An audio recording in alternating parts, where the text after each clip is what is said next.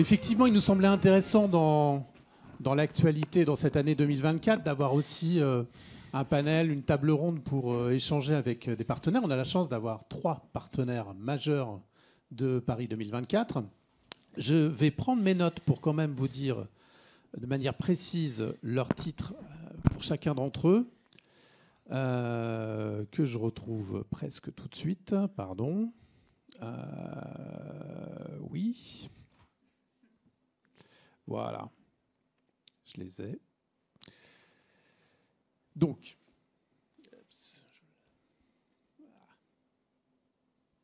c'est bien les téléphones, mais c'est tout petit. Donc, pardon, Ève Zuckerman, directrice du partenariat Paris 2024, groupe Carrefour. Christine Drulion, Corporate Brand Strategy et Activation, directeur LVMH. Et Stéphane Tardivel, directeur sponsoring, partenariat et événementiel d'Orange France. Donc merci d'avoir accepté l'invitation. Ce qui nous semblait intéressant, c'est que vous êtes 3 types de partenaires au même niveau, certes, mais qui n'avaient pas le même rapport au sponsoring. Orange est dans le sponsoring, un grand acteur du financement du sport français. Carrefour l'a été pendant longtemps, avait plutôt arrêté pour se consacrer à d'autres priorités et revient avec ses Jeux Olympiques. C'est un asset complètement différent. Et puis LVMH, en tout cas le groupe, il vient pour la première fois. Donc il nous semblait intéressant sur un sponsoring qui est quand même très particulier. Il y a peu de visibilité. Il nécessite de beaucoup activer, de proposer des expériences, des activations en amont et pendant pour pouvoir émerger, mais aussi d'utiliser énormément de médias, puisqu'il y a peu de visibilité, pour pouvoir dire le rôle que l'on veut jouer dans ces jeux et pouvoir émerger parmi tous les autres partenaires. Donc je vais commencer avec mes questions. Peut-être, je vais vous poser les mêmes parce que justement c'est votre perspective et vos points de vue qui vont être complémentaires. Ève, qu'est-ce que ces jeux vous apportent de manière durable et qu'est-ce que vous apportez aux jeux en tant que Carrefour ? Merci déjà beaucoup pour cette invitation. On le disait, ça commence à s'accélérer, les jeux vont venir très vite. La première chose qu'on apporte, je devrais dire de manière inoubliable, ce sont les souvenirs et l'expérience qu'on offre aux 20 millions de clients de Carrefour. Si Carrefour est devenu partenaire des Jeux, il y a 2 raisons. C'est un alignement de valeurs.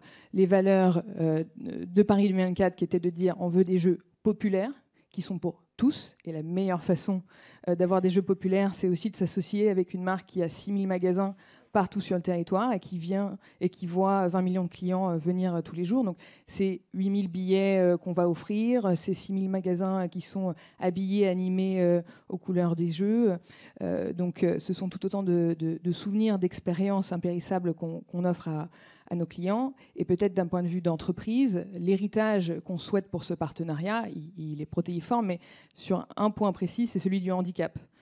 Carrefour a pris de gros engagements sur le handicap et le fait d'être partenaire des Jeux olympiques et paralympiques, surtout, nous permettent d'accélérer sur nos engagements, que ce soit en matière d'employeurs, avec un objectif de 15 000 employés en situation de handicap d'ici à 2026, qu'on vient accélérer à travers le sport. Et c'est aussi un objectif en tant qu'enseigne. Comment est-ce qu'on vient rendre nos magasins plus accessibles pour les personnes en situation de handicap ? Et on vient déployer des nouveaux parcours de courses en magasin, et ce, plus rapidement que prévu du fait des Jeux. Et on va le faire en priorité dans les villes qui accueillent les épreuves des Jeux Olympiques. D'accord, merci. Christine, chez vous, chez LVMH, donc qu'est-ce que vous apportez durablement et qu'est-ce que ça vous apporte, vous, puisque vous y allez pour la première fois? Oui, alors je pense que ce qu'on apporte durablement, ou en tout cas ce qu'on espère apporter, c'est la créativité. Ils nous ont pas attendus pour ça, évidemment. Paris 2024, dans la façon même dont ils conçoivent les jeux aujourd'hui, ont cette volonté de mettre la créativité au cœur de tout. On l'a vu encore avec l'arrivée de la Flamme à Marseille, qui était un spectacle absolument incroyable. Mais c'est vrai que chez LVMH, notre mission commune, c'est de savoir faire rêver. Et là-dessus, on s'est très très bien trouvé, à la fois avec les athlètes et avec les jeux. Et quand, avec Hélène, avec Antoine, on parle de savoir faire rêver, enfin, très vite, on s'est dit, voilà, notre positionnement, il faut qu'il soit sur un partenariat quelque part créatif, autour notamment des célébrations des Jeux. Alors, vous avez pu voir peut-être le design des médailles, qui, en toute objectivité, pour avoir été au musée de Lausanne sont réellement les plus belles de l'histoire des Jeux, mais aussi la malle qui les accompagne, la malle de la torche, les tenues faites par Berluti pour les cérémonies, pour les athlètes. Donc voilà, cette dimension de créativité, ce supplément d'âme, être des catalyseurs d'émotions, c'est ce qu'on espère apporter de manière durable. Alors avec nous, au-delà de nous, après dans les Jeux, mais je pense qu'il n'y aura pas de retour arrière par rapport à ça. Et tout ça, ça vient avec un storytelling autour d'une signature artisan de toutes les victoires, parce qu'évidemment, on met nos artisans au cœur de la démarche. Et dans Artisan de toutes les victoires, le tout est important. Et donc la deuxième chose qu'on a envie d'amener de manière durable, c'est aussi cette réflexion sur l'art et la manière de faire les choses. Le fait qu'on est assez convaincu que les victoires, ce n'est pas toujours les plus flagrantes et les plus visibles. Et donc c'est vrai qu'on a une volonté particulière de faire attention aussi à la façon dont on fait les choses, leur impact sociétal, environnemental, l'inclusion. Donc ça c'est très important aussi chez nous. Et à l'inverse, pour répondre à la question sur ce que ça nous apporte, très clairement en fait il y a un vrai engouement interne dans ces jeux. On le voit, et ça, je pense qu'il n'y aura pas de retour arrière non plus en interne. C'est vraiment, tous les collaborateurs sont extrêmement mobilisés, et ça fait plaisir à voir. Et du coup, on olympise aussi beaucoup de nos dispositifs sur la diversité et l'inclusion. Donc, alors, je vais tester la régie parce qu'on a un film à montrer pour chacun d'entre vous. Mais je crois qu'il y avait une question d'ordre. On va plutôt montrer en premier le film d'LVMH. Je vais garder peut-être le film pour la deuxième question. Donc, est-ce qu'on arrive à lancer le film LVMH ? C'est un test.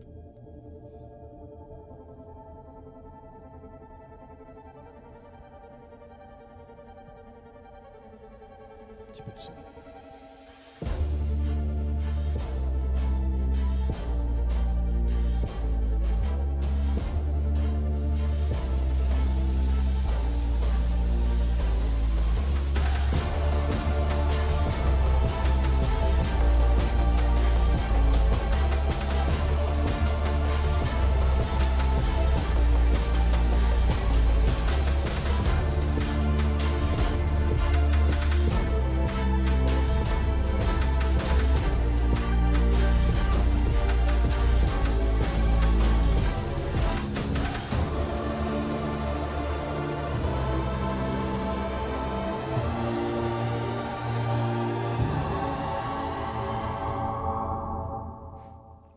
LVMH, partenaire créatif de ces jeux. Un très beau film fait par les équipes d'Avasplay, en coordination avec des équipes d'Avasplay. Non, mais un point en effet important que je n'ai pas mentionné, mais c'est vrai que ça paraît une évidence pour nous, mais il faut peut-être le redire ici. Le secteur du luxe est de fait un secteur exclusif. Et du coup, ce qui est extrêmement intéressant dans les jeux, c'est qu'on est là face à un dispositif qui se veut évidemment très inclusif. Et donc, c'est hyper intéressant de travailler sur comment on fait de l'exclusif inclusif. Et c'est vrai que ça nous apporte, en fait, on l'a parfois sur les journées particulières, sur la tournée You and Me, on fait des dispositifs très très grand public, mais là pour le coup ça a une envergure décuplée qui nous permet d'adresser aussi des messages très directement aux Français et de créer en fait cette proximité qu'on n'a pas forcément toujours habituellement. Merci Christine. Je me tourne vers Stéphane. Alors, et vous, qu'est-ce que vous apportent ces jeux ? Qu'est-ce que vous leur apportez chez Orange ? De manière durable. C'est bon, ouais. Alors, nous, même si on est partenaire majeur, donc effectivement au même niveau que Carrefour ou LVMH, il y a une notion qui est très très importante pour Orange sur ces jeux, c'est la notion de fournisseur. C'est-à-dire que ce qu'on va apporter, c'est quelque chose, on a l'habitude de dire que c'est l'Everest des télécoms. Voilà, c'est-à-dire que toutes les solutions de télécommunication seront apportées par Orange. Pour vous donner un petit ordre d'idée, les derniers JO au Japon, il y avait 5 opérateurs. Là, on est le seul opérateur. Donc, c'est énorme, en fait. C'est sans commune mesure avec ce qu'on a pu connaître par le passé, parce qu'on a quand même l'habitude d'être sur les grands événements, que ce soit les Coupes du Monde, l'Euro, le Tour de France, Roland-Garros. Mais là, c'est sans commune mesure. C'est, pour vous donner une petite idée, c'est 120 sites différents. C'est comme si on gérait en même temps, sur l'espace de 2 semaines, 32 championnats du monde en même temps. Donc, avec les besoins, 15 000 journalistes. 15 000 athlètes, 20 000 journalistes. Donc voilà, c'est des choses qu'on ne voit pas. Par contre, s'il y a une petite pétouille, là, ça va se voir et ça sera au niveau mondial. Donc une pression énorme. Par contre, voilà, on a à l'heure actuelle 1000 salariés, techniciens, techniciennes qui travaillent à 100% sur les JO. En termes d'engagement, on en a aussi 500 qui sont engagés dans le programme de bénévolat. Donc, ça nous apporte beaucoup d'engagement en interne, la fierté de nos métiers. Donc voilà, c'est quelque chose qui est pas simple à communiquer au grand public, mais c'est ce qu'on essaye de faire en fait, de faire comprendre comment dire, l'importance d'Orange dans la réalisation de ces JO. Au-delà de l'image qui est très importante bien évidemment, puisque ça fait 30 ans, comme tu le disais justement, qu'on est dans le sponsoring, donc on travaille plein de notions, notamment ces dernières années, plus sur effectivement des notions qui sont cohérentes avec la raison d'être d'Orange, sur de donner les clés à chacun d'un monde numérique responsable. Donc on a en tout cas dans tout ce qu'on peut faire, on a cette dimension-là qu'on embarque. On vient de faire un événement qui s'appelait Good Connexion dans toute la France, où on parle d'ateliers sur le cyberharcèlement auprès des jeunes. On essaye d'être le plus cohérent possible, et donc ça sera la même chose pour Paris 2024. Donc là, il y avait aussi des ateliers de découverte pour l'handisport pour tous les jeunes. Donc ça s'est super bien passé. C'est-à-dire que les gamins ont cette espèce immédiatement de s'approprier. Il y avait des découvertes du basket fauteuil et c'est 6 foot, et c'était vraiment génial à voir. Ouais, et pour eux, c'est un jeu, un sport à part entière tout de suite. Exactement, c'est un sport. Il n'y a pas l'image du foot. Voilà, ça reste, c'est un sport, quoi. C'est génial. Ils s'amusent tout de suite. C'est vrai que les jeux, on dit que le partenariat de Paris 2024, c'est un projet de transformation d'entreprise. On voit ça accélère beaucoup de choses. Est-ce qu'il y a, Ève, des choses que vous avez faites pour la première fois pour ces jeux ? Pas vous personnellement, mais Carrefour. Je pense que c'est vrai pour les deux. C'est très important cette notion de fournisseur. Je pense qu'on vient tous effectivement avec une pierre à apporter à l'édifice. Et pour Carrefour, c'est le fait d'être fournisseur des produits frais. Nous, on est le partenaire des produits frais. Et ce qui est incroyable pour nous, c'est évidemment c'est notre cœur de métier, c'est notre raison d'être, c'est la transition alimentaire pour tous, c'est l'alimentation saine au meilleur prix. Et donc, on vient fournir 600 tonnes de produits pour la première fois par définition, au village des athlètes. Et ce seront nos produits qui composeront l'alimentation des athlètes et qui sont en fait les mêmes produits, les mêmes producteurs que ceux qu'on trouve dans nos magasins tous les jours. Donc c'est une preuve pour nous de légitimité, de qualité extraordinaire que de pouvoir être fournisseur des produits frais pour ceux qui font extrêmement attention à la qualité de ce qu'ils mangent, c'est-à-dire les meilleurs athlètes du monde entier. Donc ça, évidemment, c'est une grande première. Et une prouesse logistique aussi.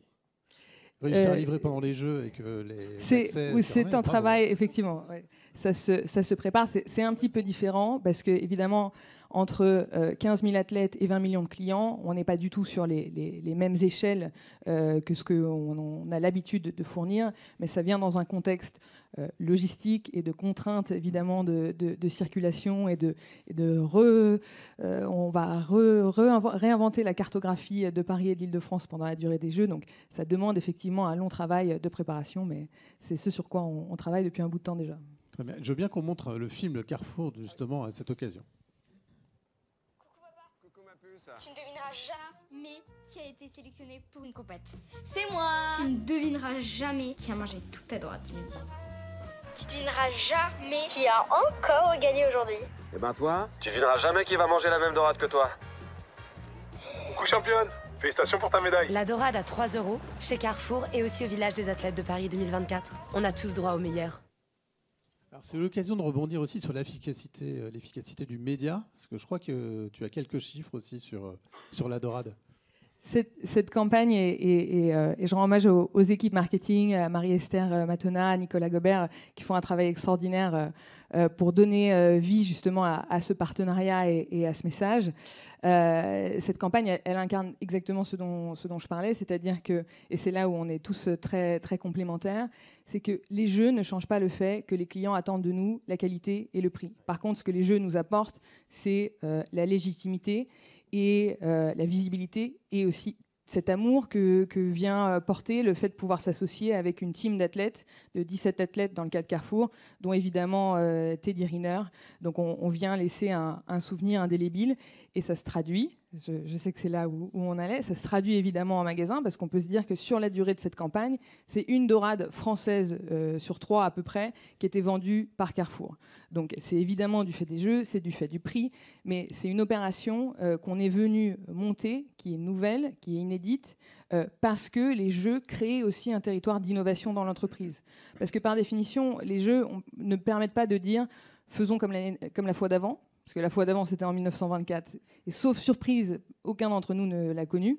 Donc on ne peut pas s'appuyer sur un historique en disant on va reproduire ce qu'on a fait l'année dernière. Donc on part d'une feuille blanche et on doit réinventer, prendre des risques et arriver à proposer la meilleure offre possible à nos clients avec le meilleur message possible lié évidemment aux valeurs des jeux. Et donc les Français ont mangé de la dorade comme jamais. Donc le média est aussi efficace lorsque vous l'utilisez bien. Christine, qu'est-ce que vous avez fait, vous, pour la première fois? Alors toi, on sait à titre personnel, parce que tu as porté la flamme hier à Orthez. Félicitations. Ouais. Quel honneur. Avec, paraît-il, un grand engouement sur toutes les routes, sur le bord des routes, digne du Tour de France. Oui, digne du Tour de France, vraiment. Enfin, ils sont très, très forts. Voilà. Alors, au nom de LVMH, qu'il y a des choses que vous avez faites ou mises en place pour la première fois à cette échelle? Déjà du sponsoring sportif, tu le disais au démarrage, mais c'est vrai que pour nous c'est une grande nouveauté. Alors pour mon plus grand bonheur, pour notre plus grand bonheur au sein de l'équipe, parce que c'est des sujets forcément extrêmement enthousiasmants. Mais donc ça c'est une première pour nous. On avait déjà fait évidemment plein de partenariats, mais ça a une envergure, voilà, c'est du jamais vu. Et du coup, ce qui est intéressant, c'est que nous on est un groupe très décentralisé. On a des marques très puissantes. Et donc, sur la plupart des dispositifs qu'on gère au sein de l'équipe, si on pense au CIE de Shanghai, à Vivatech, aux journées particulières, évidemment, on vient mettre en commun des maisons qui jouent le jeu, qui nous apportent un angle spécifique qui leur est propre, un discours de preuve aussi qui leur est propre. Mais là, sur cette envergure-là, sur en plus un dispositif qui n'est pas propriétaire, c'était du jamais vu et ça nous a amené à faire des choses qu'on n'avait jamais fait avant, prendre des égéries, des athlètes en commun, donc le groupe et une maison, c'était du jamais vu. Développer des campagnes dans lesquelles on mélange, en fait, on fait cohabiter des maisons. Habituellement, on ne se le permet pas parce que chaque maison a son univers propre. C'est pas qu'on se le permet pas, mais ça n'avait pas de sens, en fait. Et là, finalement, ça a pris tout son sens. Et on est allé jusqu'à signer des campagnes en commun. Ce qui peut paraître rien, mais apposer une signature LVMH à côté d'un Louis Vuitton ou à côté d'un Dior, c'est vraiment pas du tout gagné au départ. Donc c'est vrai que ça nous a permis de créer une énorme en fait, synergie interne qui est très très belle. Une émulation en fait. Ouais. Exactement. Ouais. Alors je ne vais pas te poser la même question, il faut qu'on avance un petit peu. Je vais plutôt te poser... non, tu pourras y répondre après en one-to-one. Quelle place, parce qu'on est aussi dans une matinée média, et futur sports média, quelle place le média a pris, vous, dans votre... Vous avez un asset très particulier, on appelle ça une signature property, vous avez le marathon pour tous. De quelle manière vous avez, et à quel moment, utilisé le média, vous, dans vos stratégies, Stéphane? Alors, de façon très différente. Les copies télé, on les a utilisées, un film qu'on appelle Gestes parallèles. En fait, on a fait le parallèle entre les gestes de nos techniciens et des gestes sportifs. Donc ça, c'est un film très corporate c'était la copie télé. Et par ailleurs, on a développé beaucoup de choses en digital, comme tout à chacun. Et pour se faire un petit peu l'écho de ce programme signature, comme tu l'évoquais, le Marathon pour tous, qui reste quand même un événement dans l'événement. C'est-à-dire que pour la première fois, comme vous le savez, le marathon sera ouvert au grand public sur le même parcours. Et donc, du coup, il reste quelques places. Vous faites encore gagner quelques places, je crois. Il y a encore des dossards à gagner. Ça sera chez nous. Ça sera sur la Team Orange Running. Et donc, justement, pour se faire l'écho un petit peu sur les choses où on a du mal à avoir de la visibilité, il a fallu créer des choses. Alors, on avait quand même une expérience de ce qu'on avait fait dans le football et le rugby. Et donc, on a créé une team, la Team Orange Running, donc, qui était exclusivement sur Instagram. Et donc là, on a créé une team de runners avec des gens d'horizons complètement différents, influenceurs. Et l'objectif, c'était comment se préparer à un marathon, donc l'épreuve la plus exigeante. Donc ça fait 2 ans. Et donc ça fonctionne très très bien. Donc on a une communauté à peu près de 100 000 personnes, mais qui est extrêmement engagée.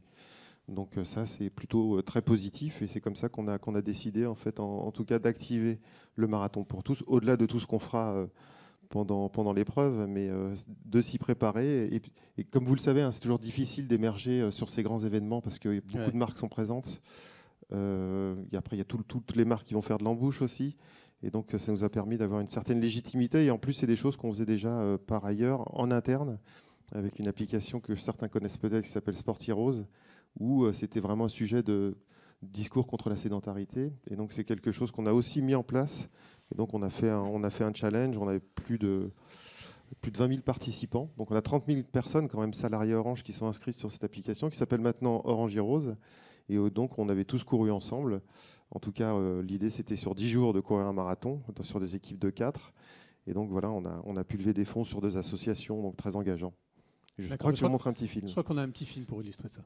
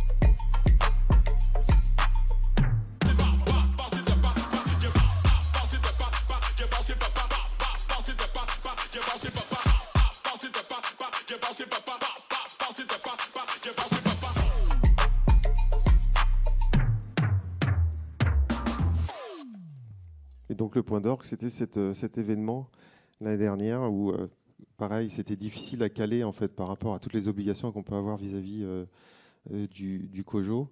Et donc l'année dernière, l'été, on a organisé cette course dans Paris. Donc voilà, avec beaucoup d'ambition, pas simple comme tu le sais à gérer, notamment pour les autorisations, mais en tout cas, voilà, il y avait près de 50 000 personnes, donc c'était génial. Bravo. C'est l'heure de conclure. Je voudrais juste en une phrase, dites-moi, est-ce que vous avez appris, qu'est-ce que vous avez appris vous à titre personnel dans ce partenariat, en un mot? Christine. À titre personnel, je pense qu'on le savait déjà, mais on n'accomplit rien tout seul en fait. Enfin, c'est vraiment une multitude d'équipes, de talents qui font qu'un projet comme les Jeux Olympiques peut prendre vie de manière efficace. Ouais, le collectif. Ève? L'importance de démarrer tôt, ce sont des énormes projets qui prennent du temps à se mettre en place. Carrefour, c'est 150 000 personnes qui travaillent sur l'ancienne Carrefour. Ça prend du temps, évidemment, de faire porter cette même bannière à tous, mais aussi l'importance de rester agile. On le sait tous, que ce soit dans le cadre des JO ou pas, les choses changent très vite. Donc ça ne sert à rien non plus d'écrire un plan sur 3 ans en se disant qu'on va pouvoir s'y conformer. Il faut avoir les bonnes équipes en place et une capacité de réactivité et d'adaptation à toute épreuve. Ça a été le cas, par exemple, quand Carrefour a signé avec les frères Lebrun, juste avant, en réalité, que les championnats de France aient lieu et qu'ils prennent leur envolée. Et je dirais, quand même, pour me faire l'écho, et parce qu'on se voit quand même assez régulièrement, la valeur de l'entraide. La force aussi des Jeux, c'est que chacun d'entre nous a une exclusivité dans son secteur.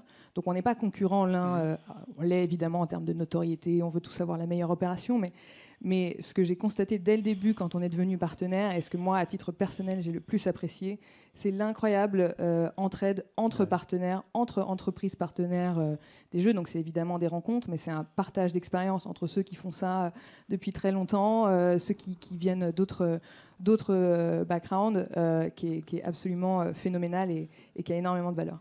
Merci. Et donc Stéphane, toi qui as donc une grande expérience de tous les sponsoring, qu'est-ce que tu as appris de Là, c'est sans commune mesure. En fait, ce que je disais en introduction, c'est un projet d'entreprise hors norme. C'est ça. Les premières discussions qu'on avait eues avec on a commencé à travailler dessus. Alors, vu qu'il y a tout cet aspect technique, en fait, là où on est obligé de s'organiser de façon très, très, très structurée, mais c'est un projet d'entreprise. Voilà. C'est au-delà du sponsoring, bien au-delà. Parfait. Merci beaucoup. Merci d'avoir accepté de partager votre expérience ce matin.